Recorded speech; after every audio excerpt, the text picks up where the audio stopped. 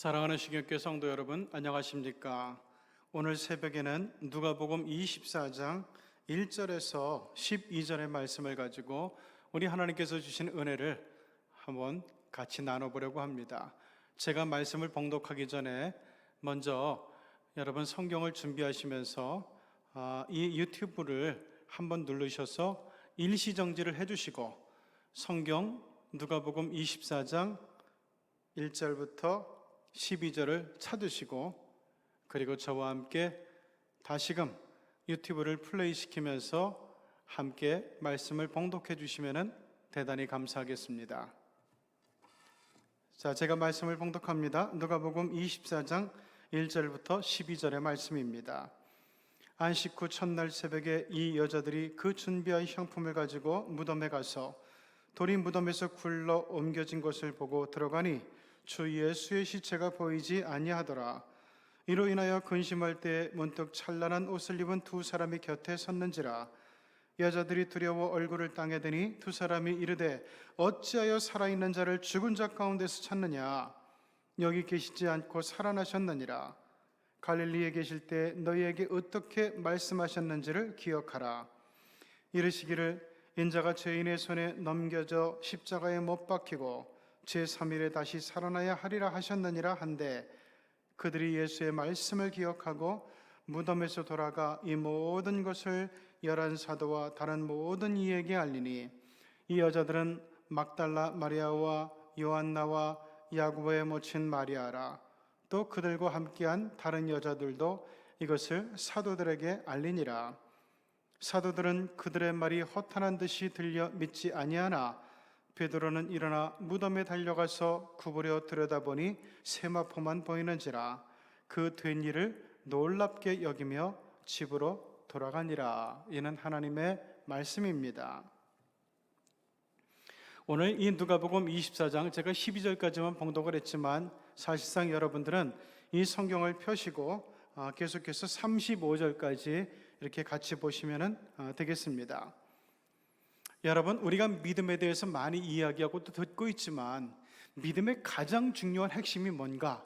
이거에 대해서는 우리가 많이 생각해 보지 않는 듯합니다.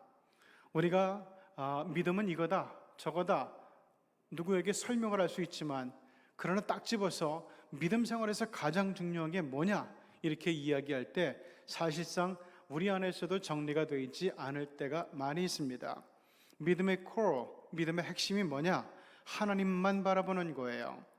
두 번째는 하나님의 말씀을 믿는 것이고, 세 번째는 하나님의 말씀대로 사는 거예요. 자, 언뜻 보면 쉬운 것 같아요. 하나님을 바라본다, 그리고 하나님의 말씀을 믿는다, 그리고 내가 믿은 하나님의 말씀대로 산다. 쉬운 것 같은데 이 세 가지가 사실은 믿음이 열리고, 믿음의 세계가 열리고, 믿음의 세계가, 믿음의 능력이 펼쳐지는 지점을 우리한테 얘기하는 거예요. 그 지점이 뭐냐? 나를 벗어나는 거예요. 우리가 믿음의 생활을 할 때 가장 실수하기 좋은 게 뭔가 하면은, 내 생각에는, 내 판단으로는, 내 상식으로는 이거야 라고 생각하는 거예요. 이건 누구나 할 수 있는 실수예요. 내 생각, 내 판단, 내 상식, 이게 다 뭐하고 관계가 있습니까? 마음하고 관계가 있는 거란 말이죠. 믿음의 출발점은 마음의 결단부터 시작이 돼요.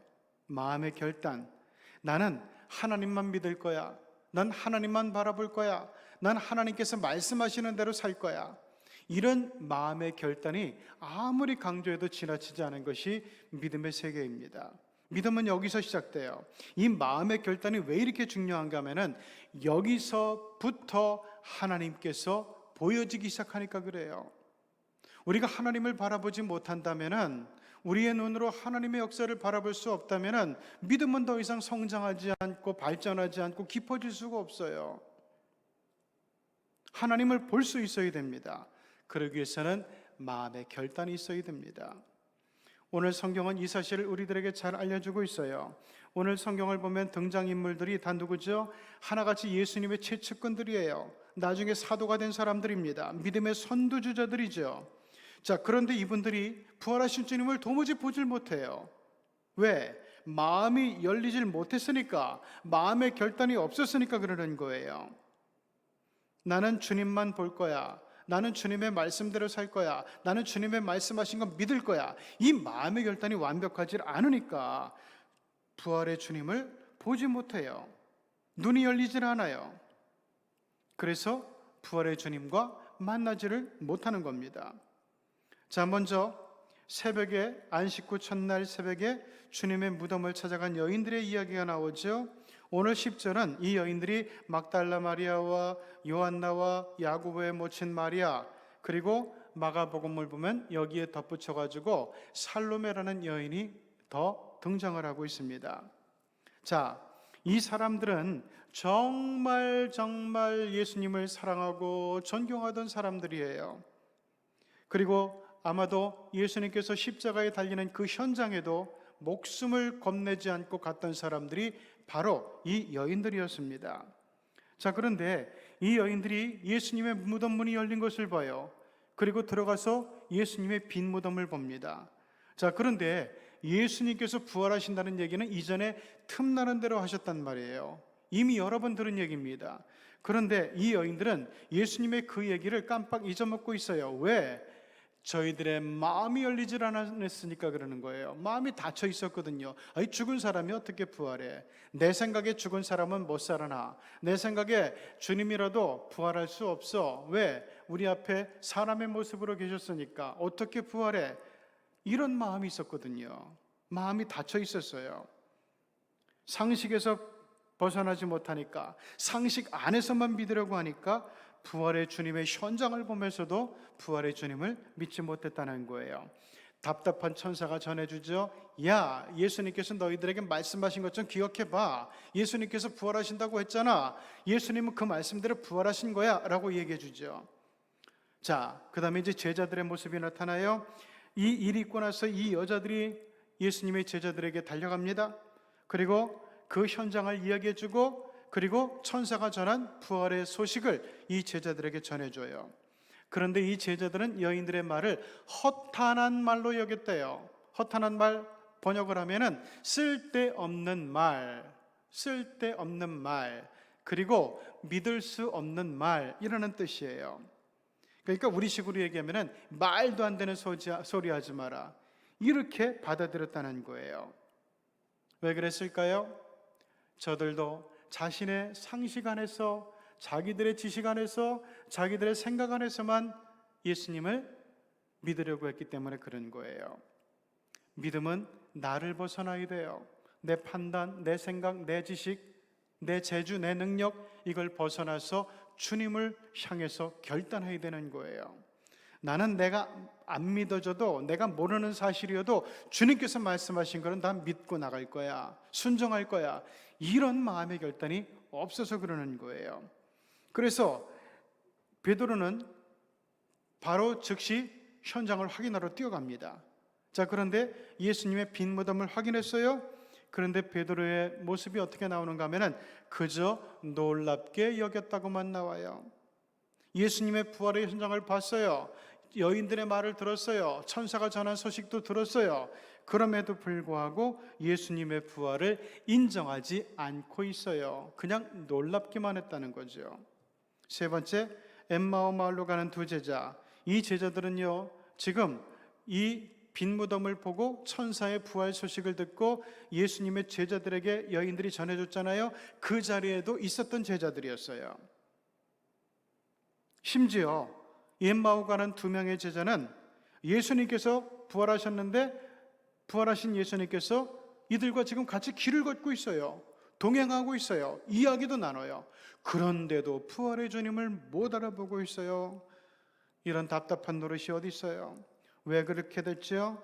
마음이 닫혀 있었기 때문에 나는 내 상식 안에서만, 내 생각 안에서만 예수님을 믿을 거야. 이게 문제예요. 우리는 대부분의 그리스도인들은 여기서 벗어나지를 못해요. 그러다 보니까 마음의 결단이 없어요. 그러다 보니까 예수님을 보지 못해요. 부활의 주님을 보지 못해요. 하나님을 보지 못해요. 그래서 믿음이 더 이상 자라지 않고 그냥 교회에 왔다 갔다 하는 예수쟁이로 끝나버리는 거예요.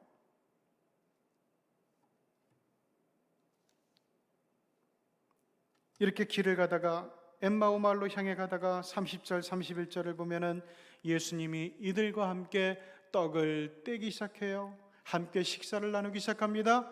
그러면서 그들의 눈이 밝아졌다 그래요. 다시 말하면은 예수님께서 제자들과 함께 떡을 떼어 먹으면서 그들의 눈을 열어주셨다는 거예요. 그들의 눈을 밝히 보여주셨다는 거예요. 그러자 이들이 비로소 깨닫게 되죠. 야, 우리하고 얘기하던 그분이 주님 아니야? 부활하신 주님 아니야? 그런 것 같아. 그러면서 다시 엠마오로 가던 제자들이 발길을 돌려서 예루살렘으로 갔는데 거기 가서 들으니까 예수님께서 이미 다녀가셨다는 거예요. 여러분, 우리가 하나님을 믿을 때 내가 얼마나 예수님을 믿었는가, 얼마나 열심히 헌신했는가, 얼마나 많이 내가 예수님 앞에 드렸는가, 이게 중요한 것이긴 하지만 그러나 믿음의 서막을 열지 않고는, 믿음의 세계의 발걸음을 확 드러내지 않고는 이런 건 소용이 없어요.